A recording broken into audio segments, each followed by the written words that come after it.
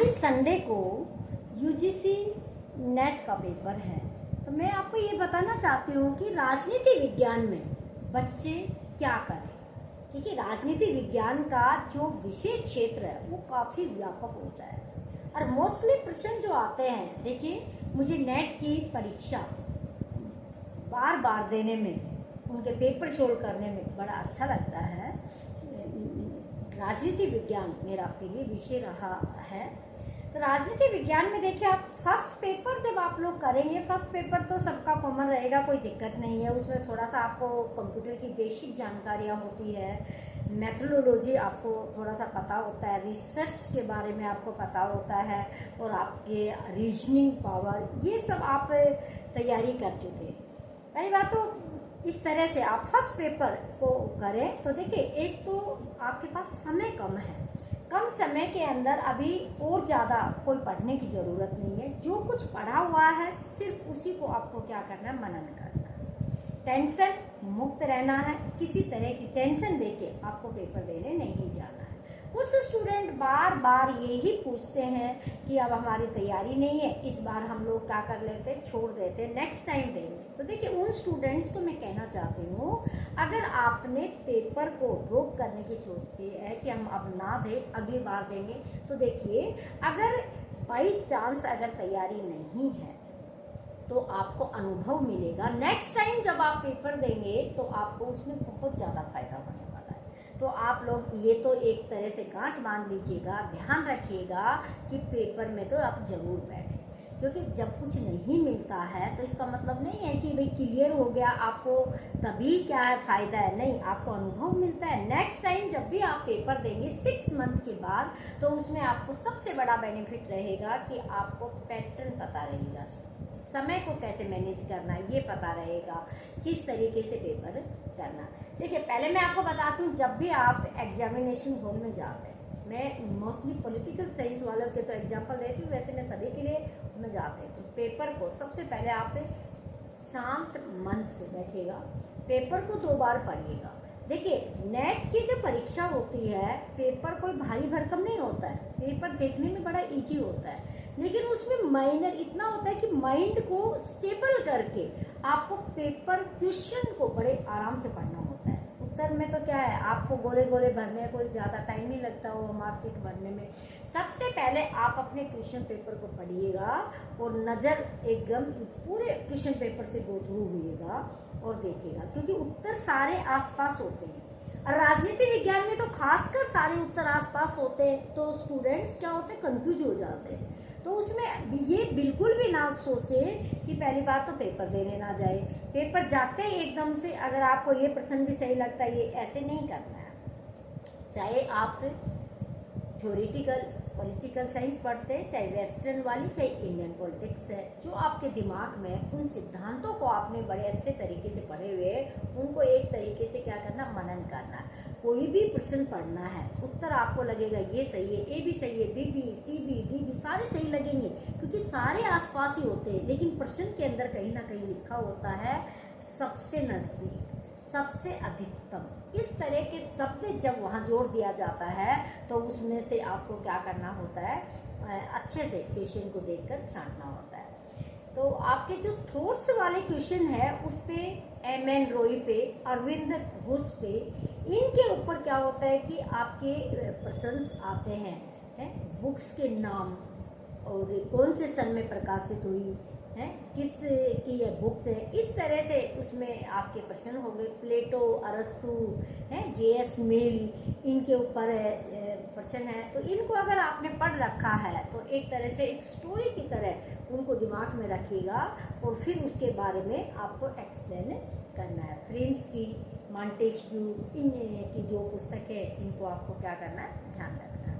अगर हम बात करते हैं इंडियन पॉलिटिक्स की, तो इंडियन पॉलिटिक्स में अब की बार जैसे मुझे जैसा लगता है कि प्रश्न जो रहने वाले हैं वो ज़्यादा से पॉलिटिकल पार्टियों से प्रश्न रहने वाले, ठीक है, गठबंधन सरकार से प्रश्न रहने वाले हैं, प्रादेशिक जो दल है उनका महत्व जो बढ़ रहा है उनसे रिलेटेड प्रश्न रहने वाले हैं, और 370 धारा और 35A से रिलेटेड भी प्रश्न आपको ज़रूर मिलेगा नेट में, आप लोग देखेंगे, और नहीं हो तो आप मुझे कमेंट्स करके बताइएगा। 370 और 35A पे प्रश्न जरूर आएगा। केंद्र शासित प्रदेशों के आसपास प्रश्न जरूर आएगा, क्योंकि 9 केंद्र शासित प्रदेश होने थे, उसके बाद में 8 बनाए गए, उसका क्या फर्क है, इस पे जरूर प्रश्न आपसे पूछा जाएगा।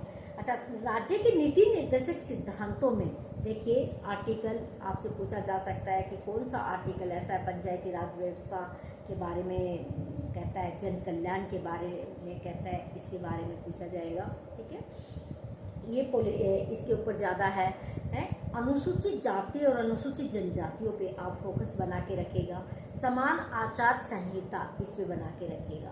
मुझे कुछ ऐसा लगता है कि पेपर आपकी बार कुछ इजी आने वाला है, आप बड़े अच्छे से कर पाएंगे। जो बच्चे अभी पीजी में पढ़ रहे हैं वो भी पेपर दे रहे हैं, तो उनको एक्सपीरियंस मिलेगा। और कई बार क्या होता है कि एक्सपीरियंस के चक्कर में आराम से बच्चे क्या होते हैं, पास हो जाते हैं, कोई दिक्कत नहीं।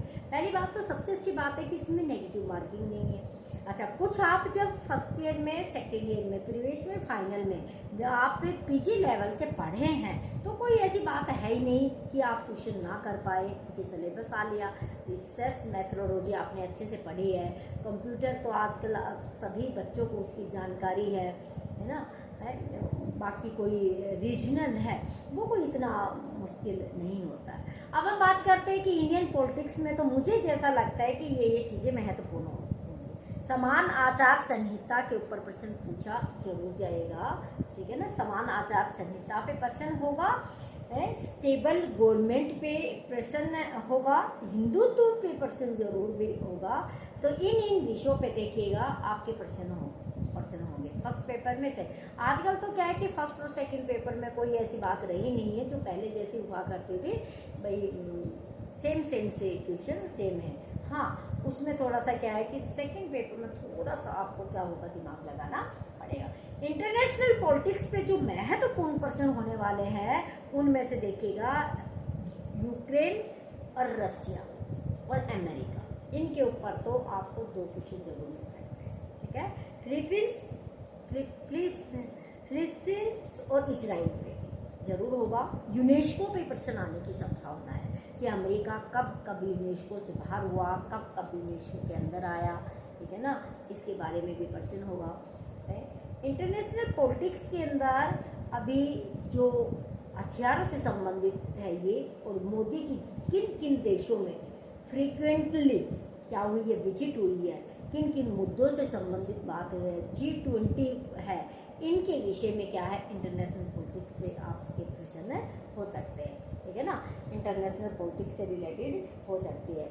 वुमेन इंडेक्स जो है वो है, ध्यान रखिएगा। अमेरिका की श्रीलंका की जो स्थिति हुई उसके ऊपर भी प्रश्न आ सकते हैं। इंटरनेशनल पॉलिटिक्स में ही है, साउथ एशिया रीजन में। चाइना किस तरीके से जो काम कर रहा है, तो चाइना की उस पर भी प्रश्न आ सकते हैं। तो इंटरनेशनल पॉलिटिक्स ये चीज़ें क्या हो सकती है, उसमें कवर हो सकती है। इसी के साथ जब हम पब्लिक एड वाले पोर्शन को देखते हैं, तो पब्लिक एड में उन नीतियों से संबंधित प्रश्न होंगे जो केंद्र और राज्य से संबंधित हैं, उनके विषय में प्रश्न पूछे जा सकते हैं। ठीक है ना, प्रबंधन तक वाला विषय उस पर प्रश्न हो सकता है। ठीक है,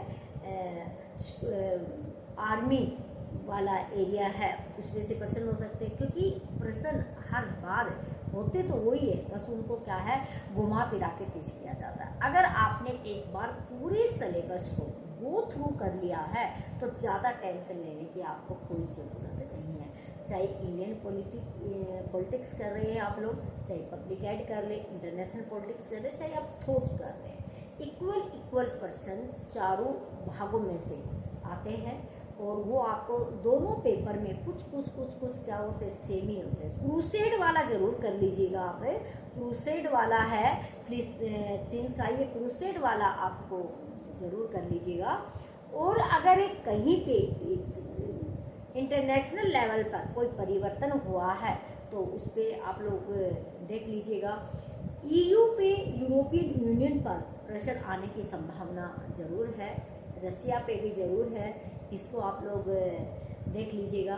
तो इसको देख के बस ये है, कुछ नहीं है। जो पढ़ चुके आप पढ़ चुके, आप 2 साल आपने पीजी लेवल पे अपनी क्लास में भी पढ़ा होगा, बुक्स भी आप लोगों ने पढ़ी होगी, इसमें ना कोई खास कोचिंग की ज़रूरत होती है, कुछ नहीं है। जो आपने पढ़ा है वो अगर आपके दिमाग में बैठा हुआ है, रटा नहीं, अगर आपने समझा हुआ है तो आप कर सकते हैं।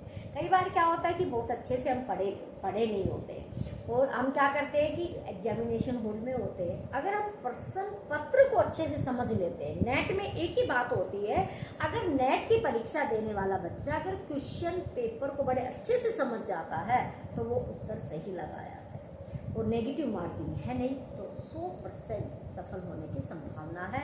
तो जो बच्चे मेरे को कई फ़ोन करके ये कह रहे हैं कि मैडम परीक्षा दे या ना दे, तो मैं उनको ये कहना चाहती हूँ आप परीक्षा जरूर दीजिएगा, क्योंकि उसमें आपको, आप होने के लिए उसमें कुछ नहीं है, आपको कुछ ना कुछ उसमें मिलेगा ही। ऐसा नहीं है कि आपको कुछ मिलेगा नहीं, क्योंकि उसके अंदर आप कुछ ना कुछ क्या करेंगे, प्राप्त ही करेंगे। कल मैं आपको कुछ और राजनीति विज्ञान के बारे में 1-2 और सलाह दूंगी जो मुझे सही लगती है।